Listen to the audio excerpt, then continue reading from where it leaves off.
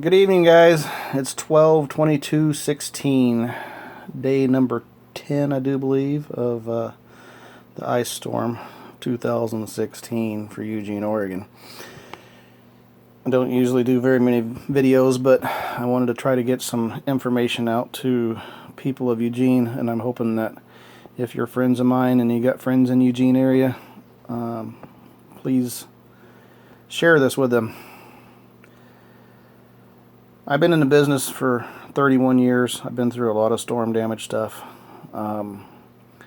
Most people do not understand the process in which I prefer to do my work. Number one priority for us is safety. Safety of the crew and safety of the public. We focus on dangerous trees on houses. Your house, your home is your most prized possession of an investment. So I feel that we try to save that home for you. So that's what we do. We go in and take the trees off of houses. We have Ehlers Construction here in Eugene. They follow directly behind us and put covers on the houses to keep the water damage out. That is what our focus in. In the last 10 days, I have logged in over 100 hours, day and night. These jobs come to us, some take an hour, some take 5, 6, 8 hours, depending on the severity and the technical difficulty in removing them. We've been working on roofs that are made of metal, made of sheets of plastic, everything, every type tile, and dealing with ice on them. They become slippery. Some are super steep, so we have to work and take measures for safety wise. We have to set up rigging lines to each man. Each man has to wear a harness. We have to wear special gear on those harnesses to allow us to walk up and down the roof line without slipping and falling. Even with all those safety gears, I've went through 2 roofs already. All of this stuff is very dangerous. The types of trees that we've been dealing with have mostly been oak trees. Oak is a super strong wood. The problem with the strong wood is the pressures that it creates when it falls through a house. The pressure of the wood from the house pushing one direction, the tree pushing another.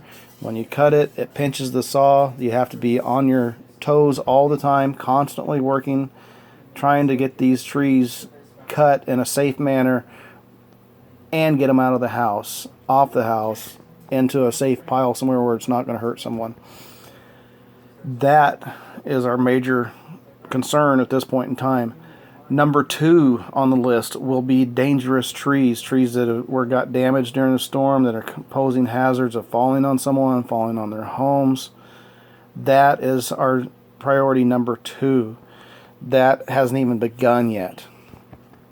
So that is what we're working on next. Next week, we will be working at 2 different school districts, getting the stuff ready for kids coming back to school. That's another priority. We want to make sure that the kids don't get hurt by something, and the school wants to make sure, that they can open up and be ready for the kids to come back after the winter break. So that's another thing that we're working on. The general public, we got 865 phone calls in a matter of 4 days. There is no way that we can get to every single person on that list. We are a crew of 6 guys. I've got some of the best guys that I've had in years. Lots of experience in different techniques of different stuff. We're all putting our heads together, making it happen, and being as safe as possible. No accidents, knock on wood. Very stressful, very demanding of what we do. The lowest priority on our list at this point in time is branches laying down in your yard, a tree that is broken way back in your yard, whatever kind of thing. We can't even begin to even think about that kind of stuff at this point in time. I don't know if any of you have driven through town and different places. We look like a war zone. We look like a place like a tornado just came through.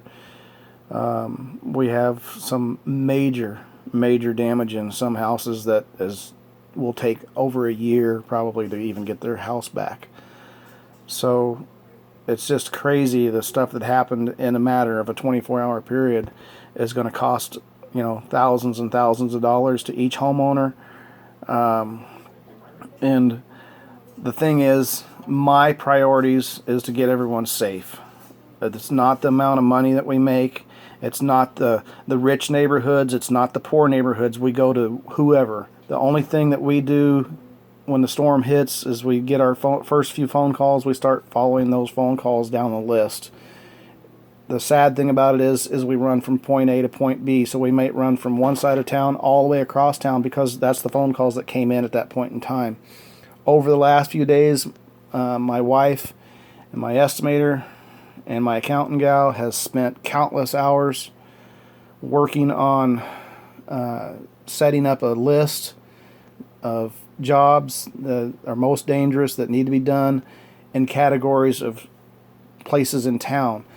So I know people are thinking, well, they're going here or they're going there. They're not even coming to our town, part of town. We're not discriminating against anybody. We're not picking out one side of town that has more money than the other. I literally close my eyes and push down on the paper, and whatever side of town that I come on that's on the list, that's the side of town we go to that day. It is the random of the draw. I try to make this as fair as possible and be effective at it. So what we do is we go in that day, work that side of town, and stay in that area so we can go from block to block or whatever and stay in that one part of the area. I have to say that my crew has stuck by my side and really worked hard. Christmas is coming up in a few days. We are going to take Christmas Eve and Christmas Day off. We will be right back out on Monday morning, bright and early, back out and spending our day working. We are not trying to ignore anybody. If you're not getting phone calls from us and you called us even the night of the storm, we putting everybody on a list, and so we're trying to follow along. I wish that we had the chance to come out and help every single person, but there is no way that we are going to do that. And so I don't want people getting discouraged and thinking that we are ignoring them. We're not concerned about their job because of the side of town that they live on, the type of money that they make. That has nothing to do with it. Nothing at all. It's a major part of safety. The whole number one deal. Make everyone safe. Get their homes covered. Get these people, hopefully, trying to get everybody that has a tree on a house covered up and ready for Christmas. Some people will not be spending Christmas at their home because their home got destroyed so bad that they cannot live in it. So, to me, it's devastating. If my home was tore up, it'd drive me nuts. And I would want someone to come help me. So, I want everyone to try to understand that we are trying to do it. I know that I've talked to other tree companies in town, and they're in the same boat as us. They're trying to, help others. And so some people don't have the system that we use, and they just go sporadic, and sometimes they're spending hours just driving around. We're trying to eliminate that and get the most stuff done in a more of a manner in which we can actually move on and help more people in one day than, traveling everywhere. And some of the jobs that we get into, we have to leave. That we can't get the whole thing out of the house or whatever because we have to have special equipment come out and do it. And we explain to these people when we're working for them that, we're going to get you covered up, but we'll have to come back and pull this tree out of your house at a later date. And most people have been really understanding. People have been super nice, giving us food and drinks and praising us. And then there's the complainers, that I can't believe you guys can't get to my house, this kind of thing. And we're not picking people out. So I'm trying to stress that, and I know I'm probably rambling on in circles, but If you guys can share this with whoever you think that in the Eugene area that may have called us or whatever, I would appreciate it. We're trying to get to everybody and be safe at the same time. Thank you, and have a good evening and a Merry Christmas.